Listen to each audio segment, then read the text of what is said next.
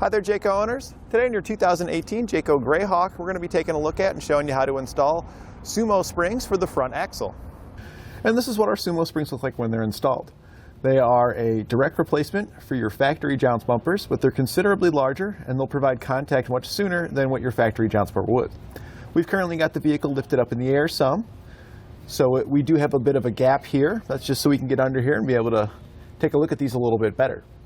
They're constructed of a micro-cellular urethane that's UV resistant, so you don't have to worry about UV rays. They're also resistant against road grime, so oil and debris that does fly up on it, you don't have to worry about that deteriorating them.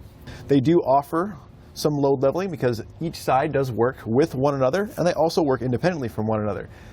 The way they work is as they compress, you get more support from them as they compress up to about 50%. And what's nice about this is it's completely maintenance free and it's completely dynamic. With other types of suspension enhancements here in the front, like airbags, with those you have to adjust the pressure for your particular load, and you have to either raise it up or down for that load. With these, the more load you put on them, the more they compress, and that provides more support as it compresses. That also works with sway. As the motorhome wants to rock from side to side, it'll slowly compress the one side and it wants to push back up. As far as suspension enhancements go, for your motorhome, SumoSprings are my personal favorite. I feel like they give the best ride quality and they just really feel great out on the test course on dampening the bumps as well as helping to minimize the amount of sway we've got.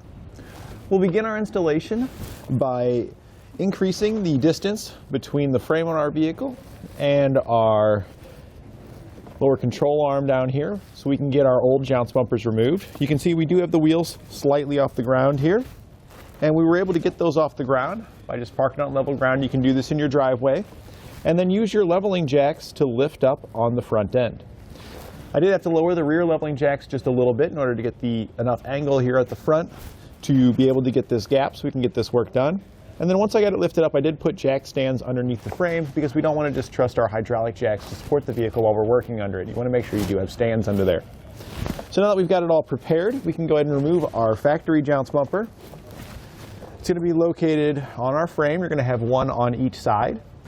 The socket will just slide up. Sometimes a deep well is just long enough by itself. In other cases, you may need to use an extension. It just depends on your particular sockets. On ours, we are having to use a little bit of an extension here because it's not quite long enough.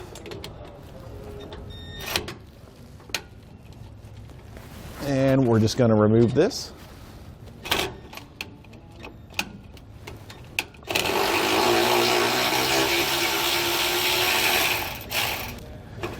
Once we get that bolt fully released there, we can take it off.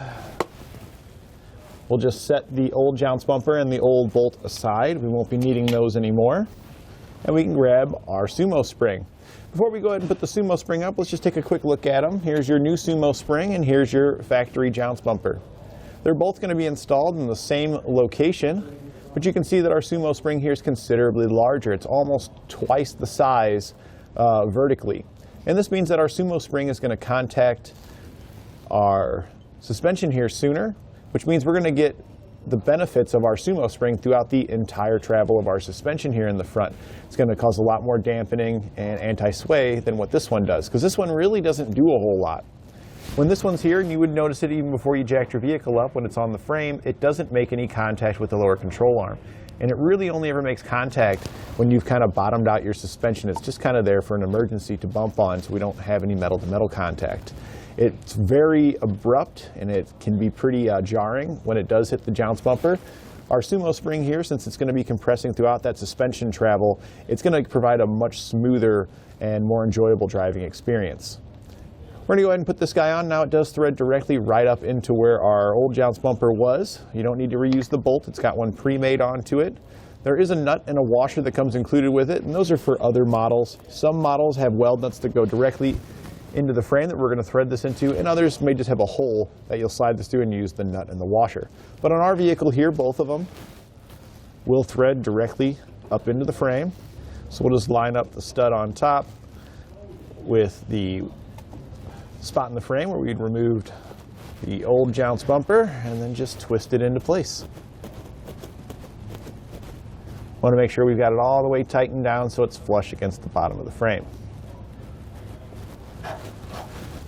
And there we go, we made contacts. We just want to get it nice and snug. That's not going anywhere. So we'll then perform the same procedures over on the other side of the vehicle to remove that jounce bumper and get the new one installed. Once you've got both of those installed, we can then remove our jack stands and lower our vehicle back down, and you'll see then that the SumoSpring here will contact our lower control arm. And that completes our installation of SumoSprings on the front axle for our 2018 Jayco Greyhawk.